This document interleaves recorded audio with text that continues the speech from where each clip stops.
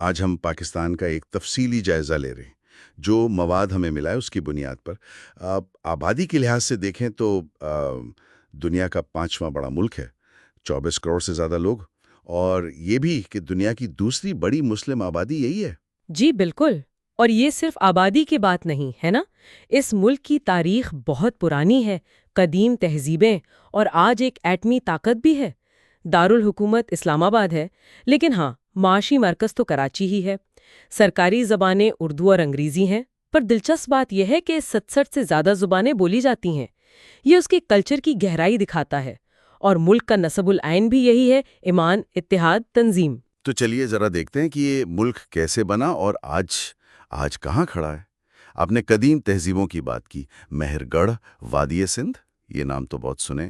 یقیناً، بلوچستان میں مہر گڑھ کو دیکھیں، وہ تقریباً 8500 سال پرانی نو پتھری ثقافت، پھر وادی سندھ کی تہذیب، کونسی کا دور، موہنجو داڑو، ہڑپا جیسے شہر، یہ سب ثبوت ہیں کہ یہاں ہزاروں سال سے شہری زندگی، ایک منظم سماج موجود تھا۔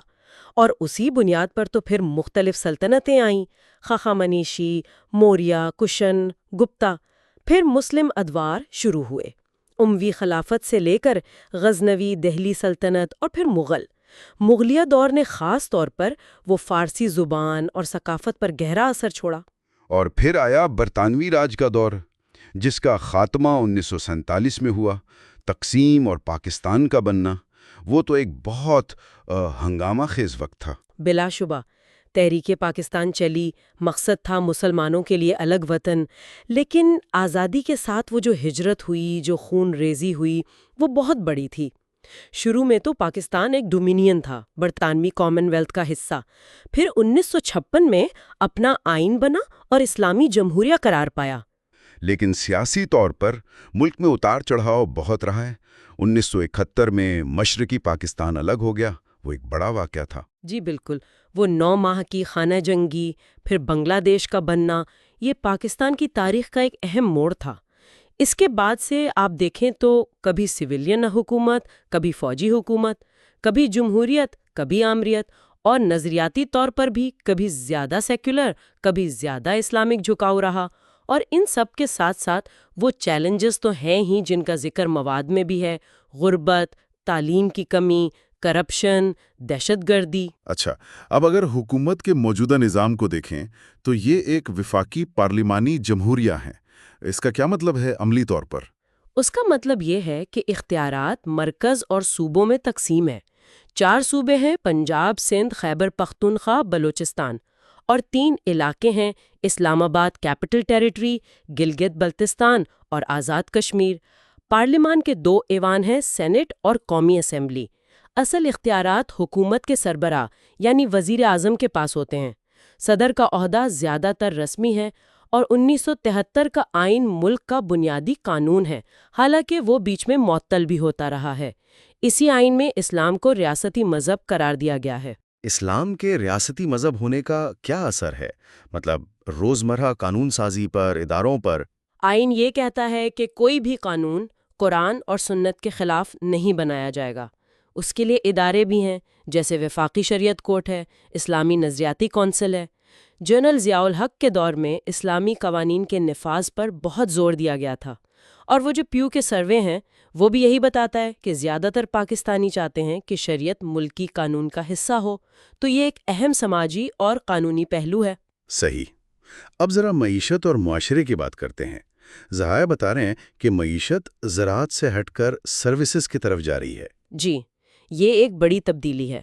پاکستان ابھی بھی گندم، کپاس، گنا، دودھ وغیرہ میں تو بڑا پروڈیوسر ہے، ٹیکسٹائل بھی بہت اہم ہے، لیکن اب سروس سیکٹر خاص طور پر شہروں میں تیزی سے بڑھ رہا ہے۔ ہاں، اس تبدیلی کا ایک اثر یہ بھی ہے کہ شاید شہری اور دیہی علاقوں میں فرق بڑھ رہا ہے۔ اور معاشرے کا آپ نے ذکر کیا، آبادی بہت نوجوان ہے۔ جی ہاں، یہ بہت اہم نکتہ ہے۔ 40% سے زیادہ آبادی 15 سال سے کم عمر کی۔ یہ ایک موقع بھی ہے اگر ان نوجوانوں کو تعلیم، صحت، روزگار ملے، ورنہ یہ ایک بہت بڑا سماجی دباؤ بھی بن سکتا ہے۔ شہروں کی آبادی بھی تیزی سے بڑھ رہی ہے اور زبانوں کے لحاظ سے تو بہت تنوع ہے۔ پنجابی، پشتون، سندھی، سرائیکی، اردو بولنے والے، بلوچ اور بھی بہت سے گروہ ہیں۔ شلوار قمیض قومی لباس ہے جو اس تنوع میں ایک طرح کی یکجہتی لاتا ہے۔ سائنس اور ٹیکنالوجی میں کیا صورتحال ہے؟ نوبل انعام کا ذکر ہے، ایٹمی پروگرام، سیٹلائٹ۔ ہاں، ان شعبوں میں بھی کام ہوا ہے۔ ڈاکٹر عبدالسلام کو فزکس میں نوبل انعام ملا۔ ڈاکٹر عبدالقدیر خان نے ایٹمی پروگرام میں کلیدی کردار ادا کیا۔ پھر 1990 میں پاکستان نے اپنا پہلا سیٹلائٹ بدر-1 خلا میں بھیجا اور انٹارکٹیکا میں بھی تحقیقی اسٹیشن قائم کیا۔ تو یہ سب اہم کامیابیاں ہیں۔ تو خلاصہ یہ کہ ایک ملک جس کی تاریخ قدیم ہے، حال پیچیدہ ہے، معاشرہ متنوع ہے اور اس کی اسٹریٹجک پوزیشن بھی اہم ہے۔ خارجہ پالیسی کیسی ہے؟ خارجہ پالیسی زیادہ تر مسلم دنیا سے تعلقات، معیشت اور سیکیورٹی کے گرد گھومتی ہے۔ چین کے ساتھ تعلقات بہت گہرے ہیں، اسٹریٹجک پارٹنرشپ ہے۔ بھارت کے ساتھ تعلقات وہ تو پیچیدہ رہے ہیں، خاص طور پر کشمیر کے مسئلے کی وجہ سے۔ اور پاکستان اقوام متحدہ، SCO، OIC، کامن ویلتھ جیسے عالمی اداروں کا بھی رکن ہے۔ تو لگتا ہے پاکستان ایک ہی وقت میں کئی طرح کی شناختوں اور چیلنجز سے نبرد آزما ہے۔ بالکل، اور شاید سوچنے کی بات یہی ہے کہ مستقبل میں پاکستان کیسے اپنی ان مختلف نسلی، لسانی، ثقافتی شناختوں کو اور اپنی اسلامی جمہوریہ والی شناخت کو کیسے ایک ساتھ لے کر چلتا ہے، خاص طور پہ جب دنیا اور خطے میں اتنی تبدیلیاں آ رہی ہیں۔ یہ توازن قائم رکھنا ہی اصل چیلنج ہوگا۔